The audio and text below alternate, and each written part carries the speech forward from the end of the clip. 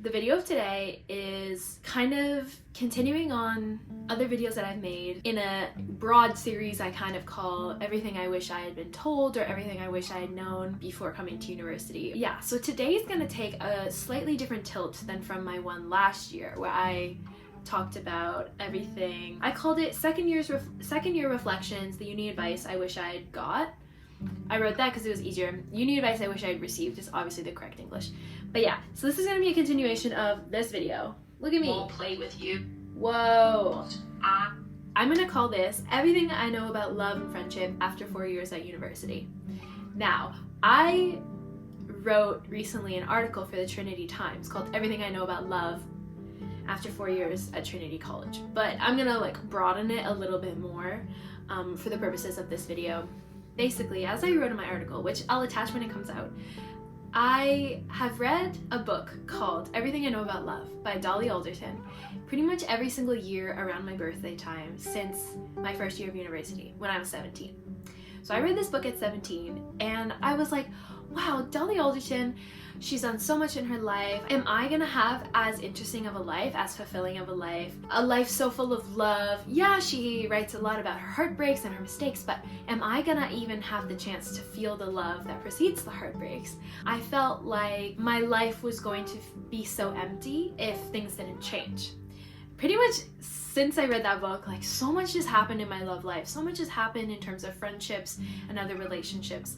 And I mean, I'm only 21. I just turned 21 a couple of days ago on Monday, but I feel like I've learned so much, and every year I've read this book, and every year more and more is relatable to me and helps me through the things that I've experienced. This is a book that I think most girls need to read when you're between the ages of 16, 17 to into your 20s. So, yeah, let's get into everything I've learned since then. Alrighty. Here it is, my slightly disorganized list of everything I've learned about love. Obviously, this is not everything I've learned about love in the last 3.5, 4 years, but I would say these are some really important key points to bear in mind. Number 1, you are the love of your life. Not a silly boy that you fell in love with in first year, not a girl you kissed at a frat on Halloween and never saw again but can't stop thinking about, and certainly not your ex, okay? I want you guys to make sure that your story centers around you and not someone else. Really make sure that above all you treat yourself with as much or even more love than you would treat, the person you think is the love of your life. You're your number one priority. No one else will be with you until you die, Dolly Alderton, I use this quote. She said, if you cannot treat yourself with kindness, care, and patience, chances are someone else won't either. If you have a shitty relationship with yourself and you have very little love for yourself, very little self-respect for yourself, how are you expected to find great love? And how are you expected to love someone else as much as they deserve? So above all, you are the love of your life, and your relationship with yourself needs to be priority numero uno. I don't know what accent that was trying to be. That was a mix of something. Okay, number 2, and this is kind of related. You are your own best friend. What I mean by this, as I kind of already touched on, is that there's no one else on this earth who you will spend more time with than yourself. No one will ever know you as well as you know yourself. No one will ever be able to show up for you every single time you need them. You need to be able to live with yourself at your worst and enjoy yourself at your best. You'll never find real happiness if you cannot enjoy your own company, and you will never feel truly loved if you don't love yourself at the same time. And also, if you can't enjoy your own company, you're never going to truly feel fulfilled in the company of other people. Let's leave it at that. Number 3, to be loved is to be considered. This may seem super obvious, but you should not have to beg friends or romantic partners to consider you, to spend quality time with you, or to give you attention.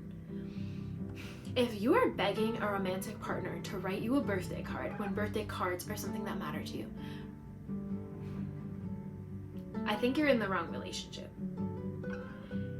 People should not have to force themselves or be dragged into, showing you consideration or showing you love. And love should also not come from a place of pity or remorse. If you have a group of friends and they're going out and you say, hey, can I come along? And they're kind of like, sure, I guess.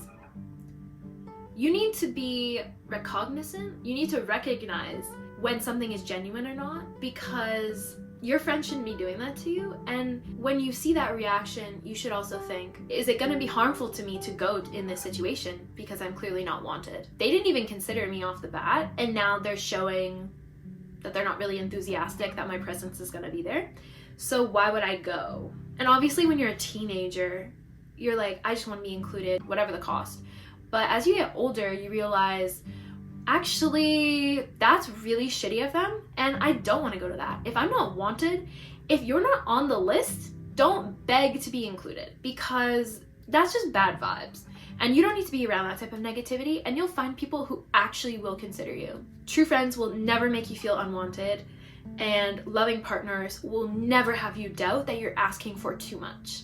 In my current relationship, never once have I thought, oh my god, if I ask Athos to come to see me at the library because I'm not feeling well, like, am I asking too much of him? Am I being needy? Like, is he gonna be annoyed that I'm asking, for attention? No, never has he made me feel that way. He has always felt every moment he gets to see me is a gift. He's happy to give me gifts. He's happy to write me cards and letters, and he is more than happy to see me. And he is more than happy to say good morning to me and to call me, and it's vice versa. If you're in a relationship that is not like that, maybe it's what you're okay with in the moment. I'm just saying, like, I've been in variable situations that range on this spectrum, and I have felt like, oh my god, I'm asking for too much. Or I've even doubted, like, why is it so hard for my boyfriend to write me a card? Why doesn't he understand how important this is to me? We've talked about this so many times. We've had arguments over this. Like, why is it so hard for him to understand? Yeah, that was because he didn't care enough. And you'll find someone who cares enough. And I want the best for you guys, because this is crap. When friends treat you like crap, that's crap. When partners don't show you the love that they say they have for you, that's absolute crap. It is crazy how many liars and manipulators there are out there. And I'm not gonna go on that tangent, but let me just say that, okay? Number 4, get out of your room. There is a whole world out there. Guys, I'm the first person. I get so overwhelmed on a day-to-day basis, and I'm like, oh my god, I cannot wait to go home, vegetate on my bed, and watch YouTube and read my book and relax and sleep. But you can't waste your life in bed. You can't waste your life in your room. It's the easy path. It's the lazy path. Obviously, sometimes you really do need it. I'm not saying that. Like, it is true what people say. Like, you can feel better by going on a walk. You can feel better by going to the gym very quickly. Like, you can feel better treating yourself to a drink. Just recognize if you find yourself spending all your free time in your bed, like, just rotting there, because then, it's not really being curative anymore. It's actually it's almost like an addiction. It's very easy to fall into and very difficult to fall out of that pattern of coming home every day and rotting in bed for hours and then feeling like shit because you didn't get your work done, you didn't actually do any of your hobbies, anything like that. So I would just say on that, kind of just really try to be conscious of how you're spending your free time. Number 5, I think I said this one before. Time heals all wounds. I was in a position where it was months and months and months, and I still hadn't gotten over it. It was a situation where I wanted to be completely ambivalent to this person, and I wasn't. And it really frustrated me.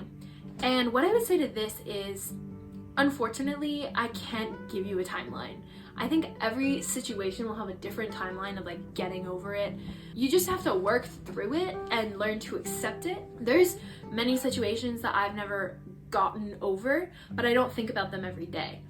And there are also a lot of situations that I don't want to get over because they were very important lessons to me, and they showed me the character of that person. It is so valuable when people show you who they really are. If somebody shows you that they are a shitty friend, my God, that is a gift. That is truly a gift, because it means that you don't have to waste your time with that person anymore. It means, wow, thank you for showing me that. When people show you who they are for the first time, believe them. That is a quote I always see on the internet. And that is so freaking true. Maybe it'll take you 2 weeks to get over something. Maybe it'll take you 2 months. Hell, it might take you 2 years. It took me 2 years to become completely ambivalent to somebody that really deeply hurt me. Now, I haven't tried the therapy route. People have recommended it, and I've just like not gotten around to it. You know, there are instances like this where it's like, maybe you do need to talk to a professional. Maybe I should have talked to a professional. Who knows? You don't really realize that you've kind of reached that point until you've literally had to come face to face with that person. And you're like, oh. Or you pass them on the street and you're like, meh. And it is a beautiful thing. I promise you guys, you will heal. Trust me. Trust me, trust me, trust me, trust me. Lesson 6. To choose to love is to take a risk. This is a quote from Everything I Know About Love. Love, you know, the rewards are amazing, basically. And also, I have felt the absolute worst in my life because of people I love, or people I thought I loved, or people who I thought loved me. When you love, you're giving people every single way that they can hurt you. You're giving them your heart, and it's like you're ripping it out and like giving it to them, and you're like, okay, take care of it. And then some people are not gonna take care of it. It feels awful, and you feel like an idiot for trusting those people, and you feel like an idiot for choosing that love, choosing that path, staying in that relationship, whatever it may be. But I promise you that for every shitty person that you love and who hurts you, you will find incredible people. And you will find people who will not do that to you.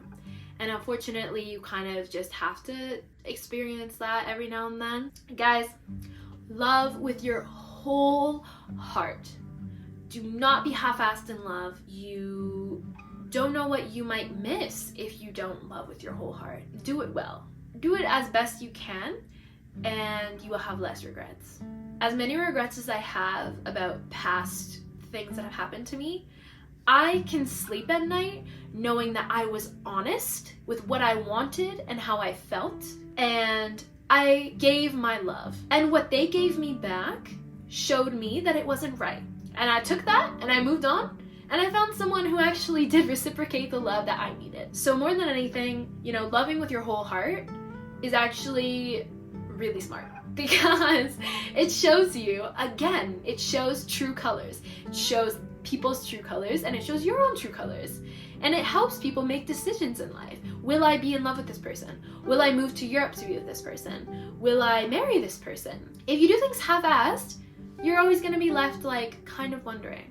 And so I urge you guys, love with your whole heart, love with honesty. That's really what it comes down to, honesty. Liars make me so sad because it's just really weak and pathetic. But I'm not gonna get into that because that's not on love. Also, alongside that, like, if you spread love is it's gonna come back to you. You know, you might give out all this love to some shitty person, but trust me, in the end, it'll come back to you. You will be rewarded for the love you put out in the universe. Next, if you have to question their intentions or feelings, they don't care about you enough. This is a lesson I feel like a lot of teenagers need to be told. And a lot of teenagers kind of like want to avoid the truth of this. If there's somebody you really like, you have a crush on, and they won't text you back, or they take like 2 days to text you back, they don't like you enough. Guys, they're lying to themselves first and foremost, more than anything. And then they're lying to you because they don't even know what they want. And they're just being fake.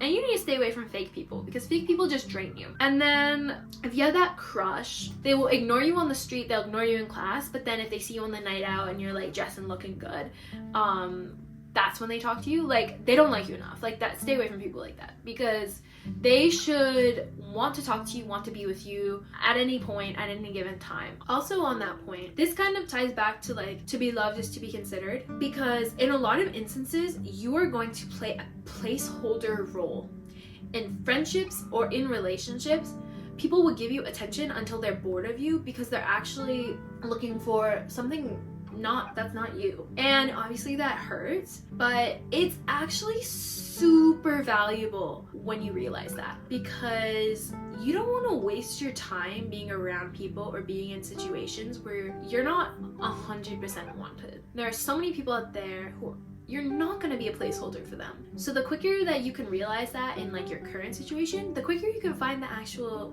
people that you're meant to be with, which is great. That's all we want, guys. We just want answers. We want genuine love. We want to figure things out. Okay, number 9 out of 10. There's a billion more I could say, but I'm going to just do the 10 that I wrote for my article. Number 9. You really have very little time with those you love. You have very little time to apologize and mend things, to speak your truth, and to seek answers.